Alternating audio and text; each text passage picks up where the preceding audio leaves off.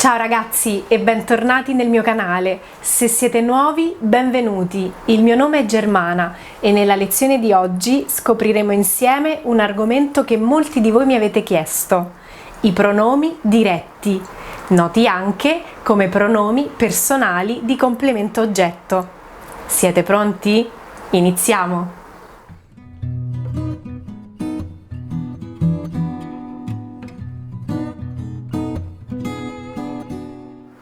Prima di iniziare, sapete cos'è un pronome? Il termine pronome deriva dal latino pronomen, che significa che sta al posto del nome. In effetti è un elemento che sostituisce un sostantivo, mantenendone però invariate le caratteristiche di genere e di numero. Per esempio, nella frase "mio figlio ha una forte tosse, credo che lo accompagnerò dal medico", lo si riferisce a mio figlio. Se non ci fosse il pronome, la frase risulterebbe ridondante e sarebbe così: mio figlio ha una forte tosse, credo che accompagnerò mio figlio dal medico. In italiano la ripetizione è considerata errore, perciò ci avvaliamo dei pronomi per evitare di ripetere i sostantivi. I pronomi però non sostituiscono soltanto i sostantivi, ma anche gli aggettivi, come per esempio: è buono il dolce? Sì, lo è. Lo si riferisce a buono. Possono però sostituire anche verbi, come per esempio: mi piace sciare, anche se ultimamente lo faccio con meno frequenza. Lo si riferisce a sciare. O addirittura possono sostituire un'intera frase, come per esempio: dove si trova il ristorante? Non lo so, fammi accendere il GPS. Lo si riferisce a dove si trova il ristorante. Compreso questo, passiamo ora nello specifico ai pronomi diretti, noti anche come pronomi personali di complemento oggetto, che possiamo trovare in due forme distinte: in forma tonica, nota anche come forte, che mette il pronome in rilievo nella frase, come per esempio: Lavinia ama lui. Oppure in forma atona, nota anche come debole, in cui il pronome si aggancia a verbi pronominali o riflessivi, come per esempio: Lavinia lo ama, oppure Michele si guarda allo specchio. Tendenzialmente i pronomi diretti in forma tonica seguono il verbo quando svolgono la funzione di complemento oggetto. Nella frase che abbiamo appena visto, infatti, Lavinia ama lui, lui segue il verbo amare, perché funge da complemento oggetto della frase. Al contrario, i pronomi diretti in forma atona precedono il verbo quando fungono da complemento oggetto della frase, come per esempio nella frase che abbiamo visto: Lavinia lo ama. Lo precede il verbo amare e funge da complemento oggetto della frase. Nonostante questo, ci sono delle eccezioni che possiamo incontrare per cui il pronome diretto in forma atona segue il verbo.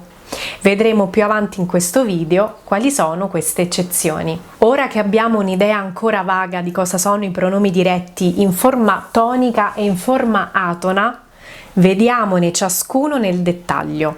Come anticipato a inizio video, i pronomi seguono sia il genere che il numero, perciò possiamo trovarli sia al maschile che al femminile, ma anche al singolare e al plurale. I pronomi diretti in forma tonica sono me, te, lui o esso, lei o esso, se, noi, voi, loro o essi, loro o esse, se.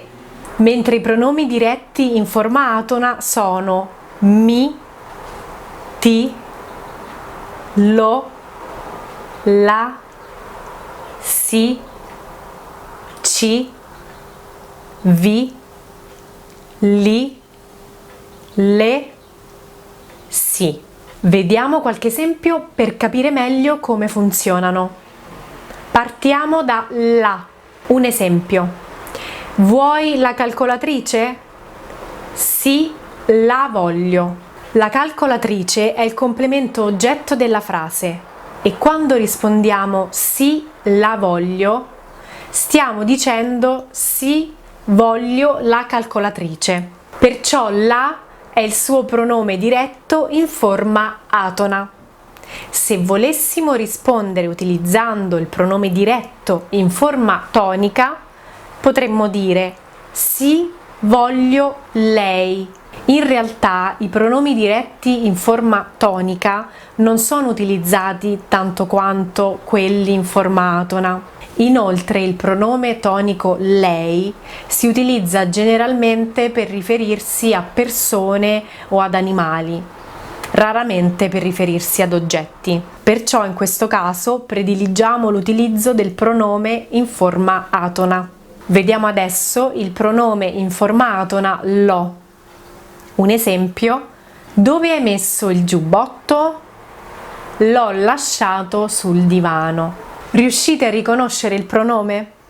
In questo caso lo si trova nella sua forma contratta perché è seguito dal verbo avere coniugato alla terza persona singolare del modo indicativo al tempo presente. Se pronunciassimo il pronome nella sua forma intera, otterremmo un suono cacofonico, come lo ho lasciato sul divano. Per questo motivo lo utilizziamo nella sua forma contratta. Ricordatevi che lo stesso vale per il pronome la che abbiamo appena visto. Ad esempio, dov'è la mia borsa? L'ho vista sul divano prima. L'ho sta per la ho vista.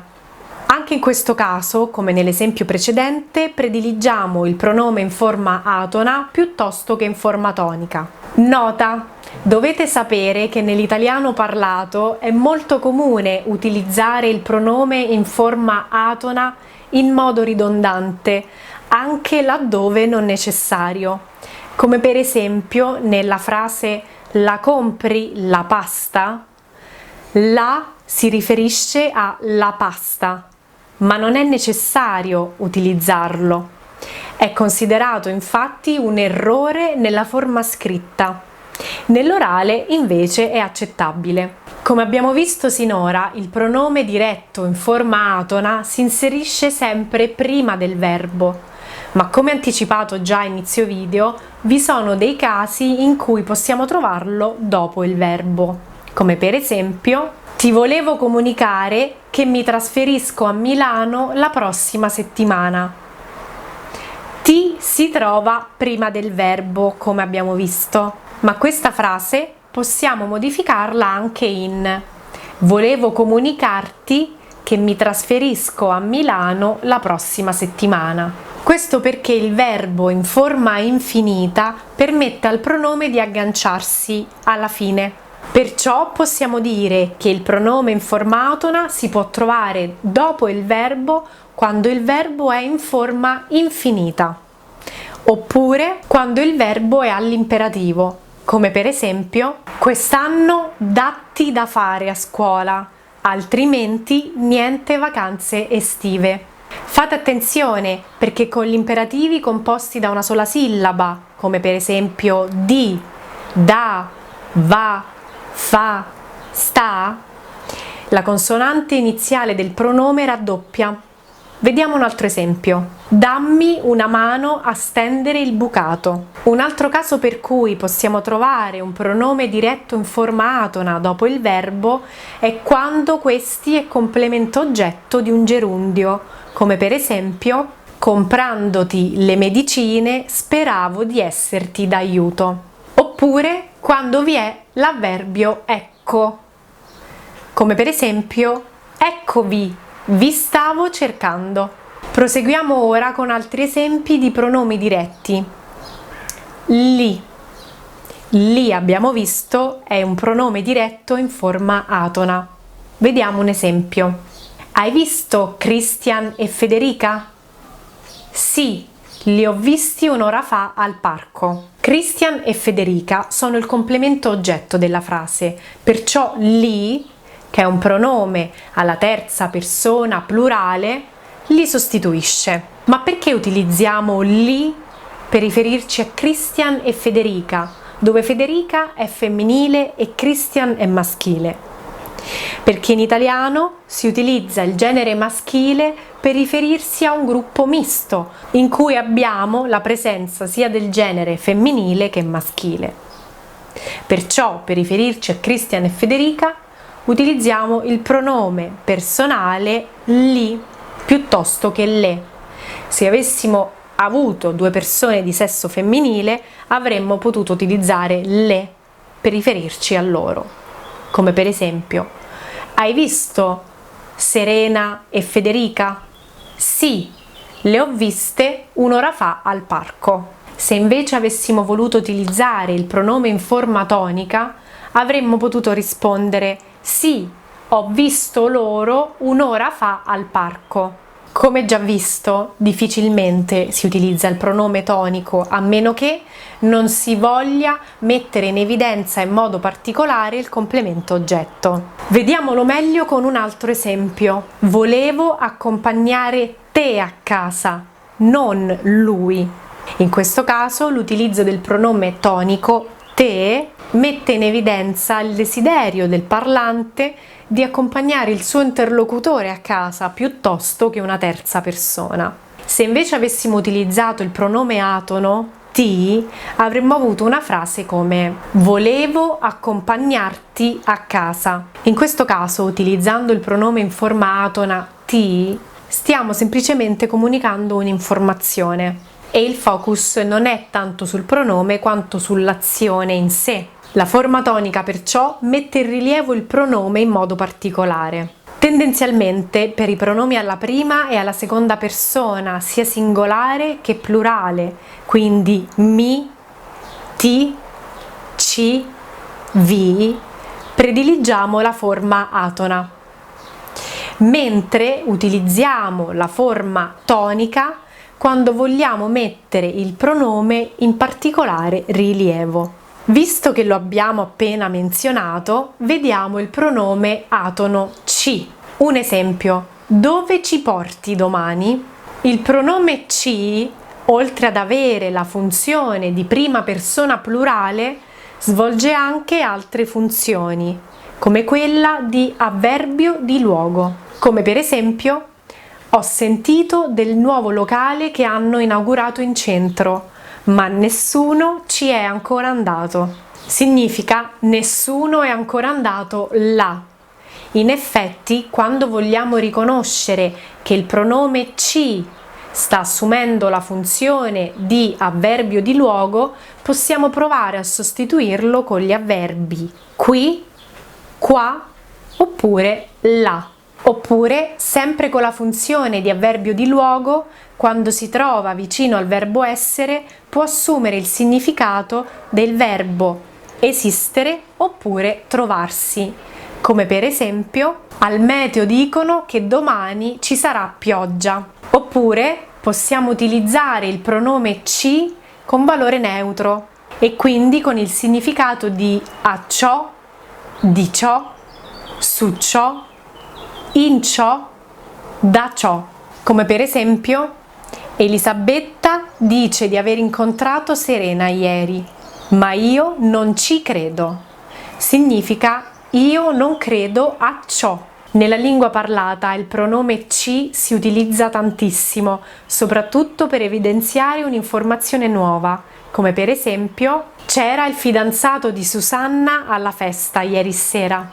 Oppure c'è un sacco di gente al mare oggi. Ci sono tanti poster alle pareti. Passiamo adesso al pronome atono si. Abbiamo visto che è il pronome riflessivo e si può utilizzare sia come complemento oggetto che come complemento di termine. Vediamo alcuni esempi. Lucrezia si pettina. equivale a Lucrezia pettina se stessa. Gabriele si lava nella doccia, equivale a Gabriele lava se stesso nella doccia. Bene, per oggi è tutto, spero che questo video vi sia stato utile e se avete qualche domanda non esitate a scrivermi nei commenti qui sotto. Io vi ringrazio per aver guardato questo video e vi aspetto nelle mie pagine Facebook, Instagram e Twitter. Ci vediamo al prossimo video. Ciao!